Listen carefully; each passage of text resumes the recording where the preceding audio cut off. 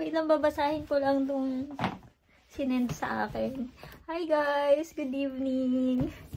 Bigla ang vlog na. Bigla ang vlog. Wala sa plano. Oops. Ayan.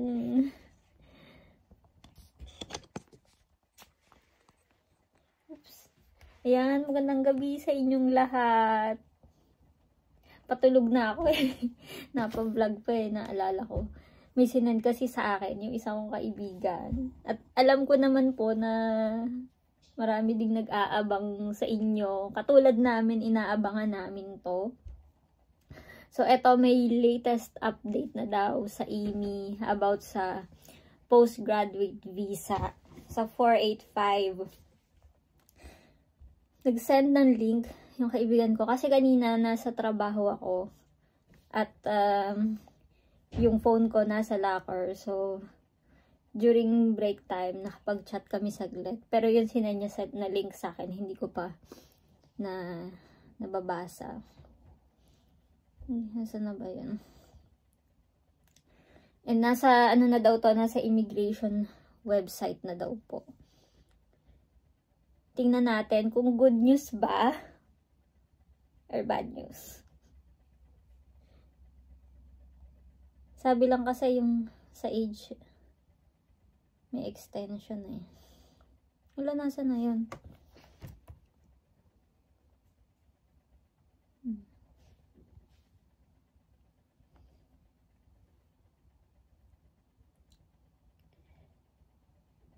So, ito.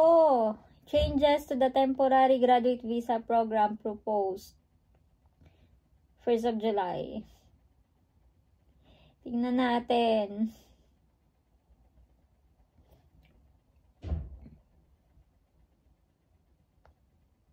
So, ito na nga guys. Nandito na. Nakalagay dito sa post-higher education work stream or yung former post-study work stream. The maximum eligible age for post-higher education work stream applicants will reduce to 35 years of age or under at the time of application. So, ito yung update.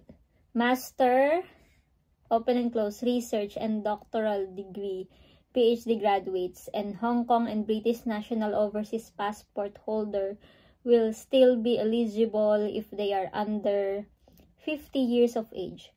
Applicants no longer eligible for the post-higher education work stream due to the age reduction may be eligible for other visas. Ayun. So, masters po ay pasok pa din. Pero, yung mga nag-study lang ng masters by research. And si Ren, hindi siya kasama dito kasi masters by coursework po siya.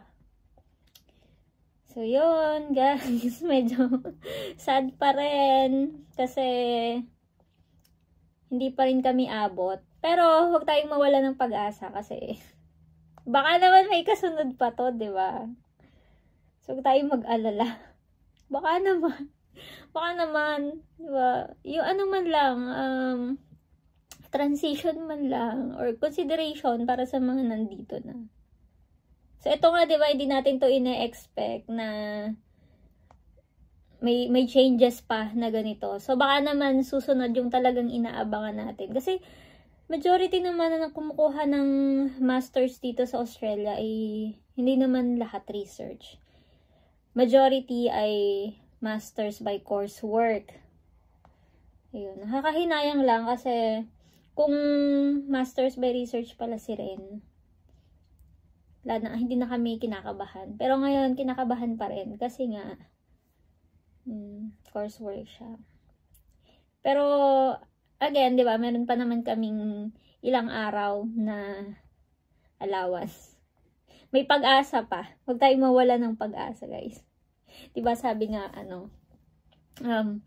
when the door closes, another door open. So, di ba, minsan may mga bagay na hindi natin ine-expect, tapos yun yung nangyayari. So, baka naman, unexpectedly, di ba, merong lumabas ulit na update dito sa IMI website. na magkaroon na ng transition or may consideration sa mga current student na nandito na.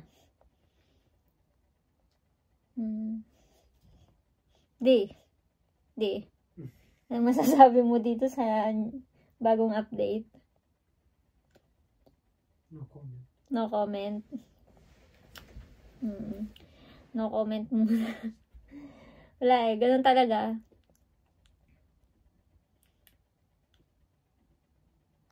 Speechless ako. Speechless lang ako dito sa binabasa ko.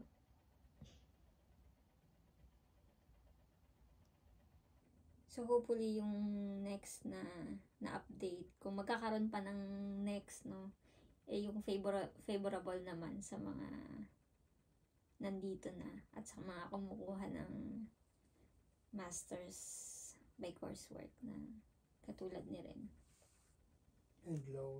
And lower. Oh, yung para sa lahat.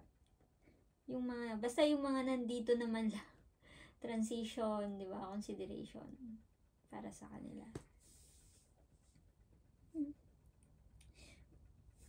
Sumakta ulo ko. Pero hindi, kailangan natin to guys itulog. So, abangan natin yung susunod pa.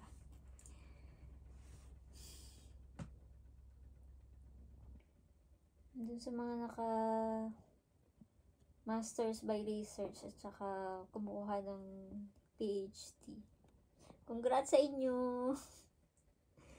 Hindi na kayo mag-iintindi. Lalo na yung mga graduating or magtatapos ng course nila after July 1. So, may pag-asa kayo. Makaka-focus na kayo sa study nyo kasi alam nyo na pasok pa yung inyong age. Sige lang guys. Good night. Good night. Thank you for watching. See you on my next vlog. Bye!